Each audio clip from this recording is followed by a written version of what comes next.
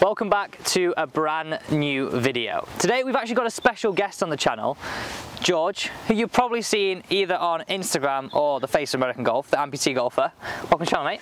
Thank you very much, thank you for having me. So we're going to be looking at your driving today, a little bit about you, your bad habits. We all have bad habits, we know. And I think this video is going to be really perfect for us all, just to learn a little bit something, obviously about George and his career to date, but how you can drive the golf ball better. So George, let's start off, before we talk about how you set up to the golf ball, tell us a little bit about yourself. Yeah, so play golf off 9 handicap. Better than my dad. Got into golf when I was 15 years old, so I've been playing it for about 7 years now. And yeah, as soon as I started playing it, I just loved it and was just determined to get better and better. So I've done a bit of stalking this morning, sorry mate, all about like what happened to you like at a young age, but also like your family's, a lot of golfers in your family, right? Yeah. So what happened to you at a young age, and just tell the viewers a little bit something about that. Yeah, so when I was 15 months old, I had a lawnmower accident, lost my right arm and right leg.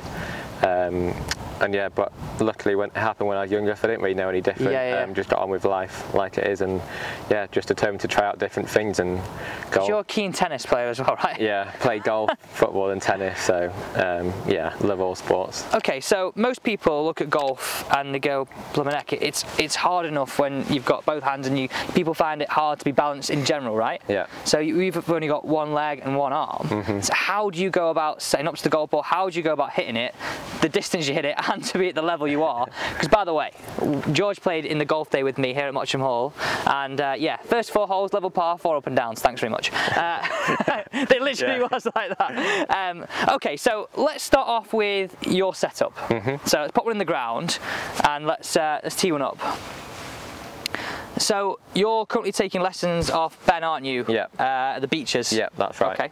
Is there anything that you've worked on with him to set up to the golf ball differently to help you? Yeah, definitely. I mean, with my right leg, I need to make sure that I have a steady stance. Yeah. Because obviously I don't want to lose balance, and it's quite easy to do that with my prosthetic leg. Yeah. And yeah, mainly just need to make sure that I'm the right distance away from the ball, leaning over perfectly, and just I tend to put the ball on the back heel of my left foot, which enables me to get through a little bit easier, and to get that right foot getting through. Getting onto your left which obviously is quite hard to do with the prosthetic leg. Yeah, sure. It doesn't really work as like a normal ankle. No, sure. But yeah, that's some of the main things that I work on. Is there anything you do with grip, by the way? Because I noticed when we played, and I'm only going to say this, like you sometimes had quite a strong grip. Yeah. Is that something that you've done on purpose? Yeah, maintain a strong grip. Try and move the hand down a bit further down the grip to have a firmer grip on it. Make sure it's that strength on it as well, which I think helps a lot with me. Fab. And before we look at sort of your bad habits, you go in the gym quite a lot, don't you? Yeah. So have you done a lot of things to really strengthen your left side to obviously help you play better golf, right? Yeah, I've worked on strengthening my left side, and not just my left side, but everything else, you know, like my right hand side, which has enormously helped me like with my golf on the course as well. Fab. So before we get into bad habits, let's just let's smash one away right now, and then we'll go on the bad stuff. Let's hope it's a good one. He's only gonna rip one.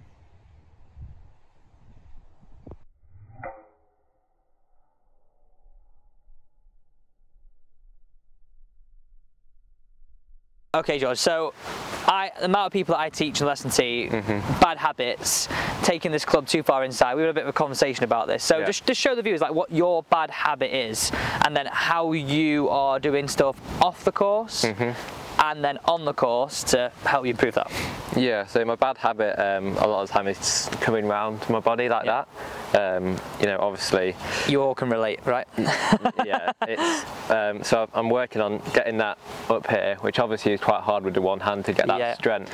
So what have you done off the course then for that? Because that's probably something. Okay, you do more reps with the club, you are going to build up some strength, but you can accelerate that process, right, doing stuff off the course. Yeah, so I've been working with a personal trainer for about 2 years now, trying to get that strength up, and obviously as I got older that's helped as well. And one of the things that I struggled with when I was getting into golf, with the distance, and mainly the strength of getting that right swing up here, and not flicking my hand over as much.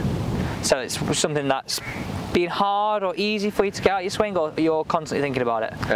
Yeah, it's been hard. Obviously, and there's obviously rounds when it'll flip back in, and I'll revert back to my bad habits. But yeah, just trying to work on the driving range and try and cut that out, really. Okay, so what drill have you been doing then? So have you just been doing like a bit of a freezer drill where you feel like, right, okay, I'm going to feel this position, and then hit it? Is that sort of what you've been going down through? Yeah, so you know, I'll go to driving range and just work on that, getting that up here.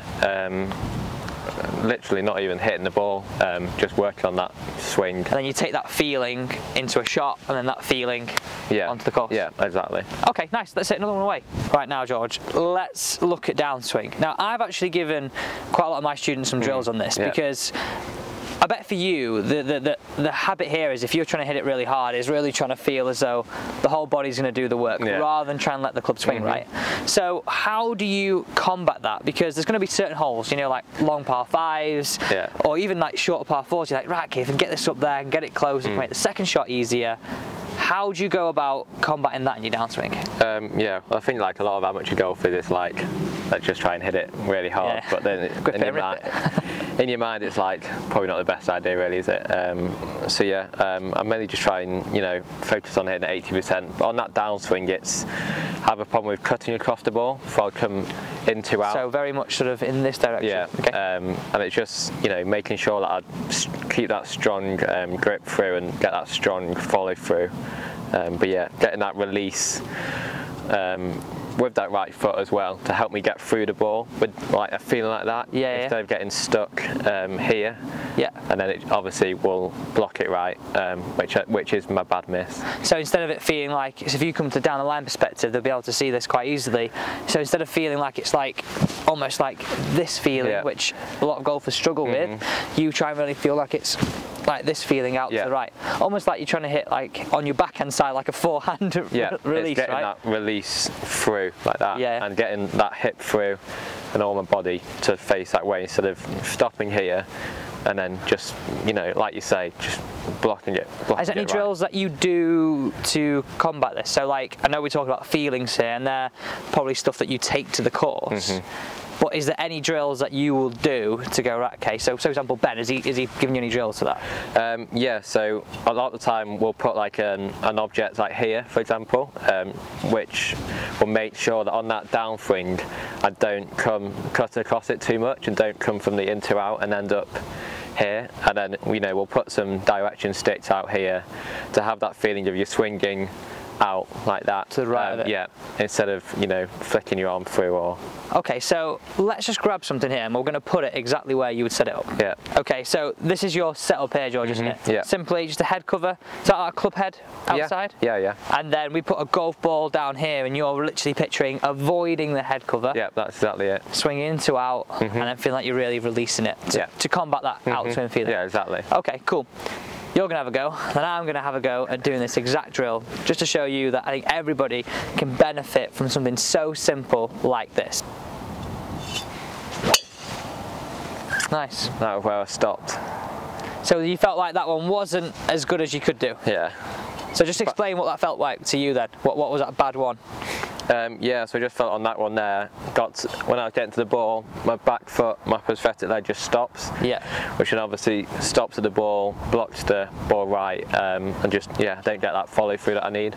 And I guess because you missed the head cover, so we got part of it right. Yeah. Just that sort of second part of trying to feel you get really through it. Yeah, it's quite hard at times when you're trying to focus on. I mean, a lot. Yeah, you're focusing on that, making sure you get that, and then you stop there. Forget to get through the ball. Yeah, which is, you know, happens a lot.